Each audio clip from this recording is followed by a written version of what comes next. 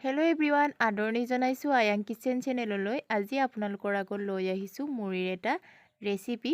আশা কৰোঁ ৰেচিপিটো চাই আপোনালোকে ভাল পাব, আৰু যদি ৰেচিপিটো চাই ভাল পায় প্লিজ মোৰ চেনেলটো লাইক আৰু ছাবস্ক্ৰাইব কৰি দিব। আৰু যিসকল নতুন ভিউৱাৰ্ছে মোৰ চেনেলটো প্ৰথমবাৰৰ কাৰণে চাইছে প্লিজ চেনেলটো ছাবস্ক্ৰাইব কৰি দিব। বলক নহ'লে ৰেচিপিটো বনাবলৈ আৰম্ভ কৰোঁ। তাৰ বাবে ইয়াত মই কেৰাহী পাতিছোঁ, ইয়াত তেল দিছোঁ। মই তেল দিয়াৰ পাছত মই ইয়াত অকণমান বাদামবোৰ ভাজি লৈছোঁ।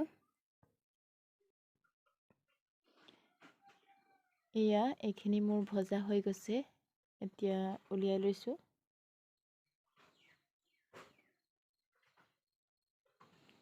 এতিয়া একেখন কেৰাহীতে মই ইয়াত নহৰু আৰু যিটো ৰেড চিলি মই খুন্দি থৈছিলোঁ এইখিনি এতিয়া মই ভাজি লৈছোঁ ভালদৰে। নহৰু কেঁচা গোন্ধ যোৱালৈকে এইখিনি মই ভালদৰে ভাজি লৈছোঁ। অকণমান নিমখ দি দিছোঁ।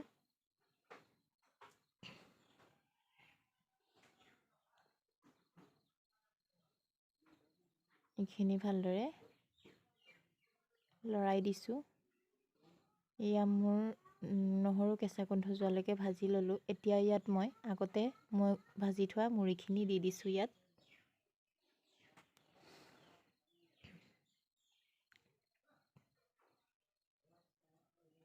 এইখিনি দি ভালদৰে মিলাই দিছোঁ।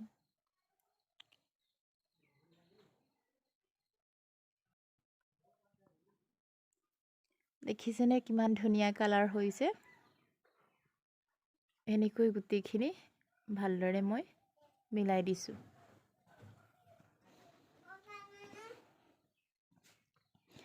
এতিয়া ইয়াত মই আগতে ভাজি থোৱা বাদামখিনি দি দিছোঁ।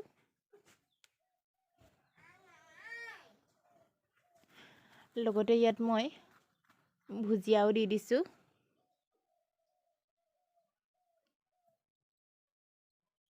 এইখিনি দি আকৌ ভালদৰে মিলাই দিছোঁ।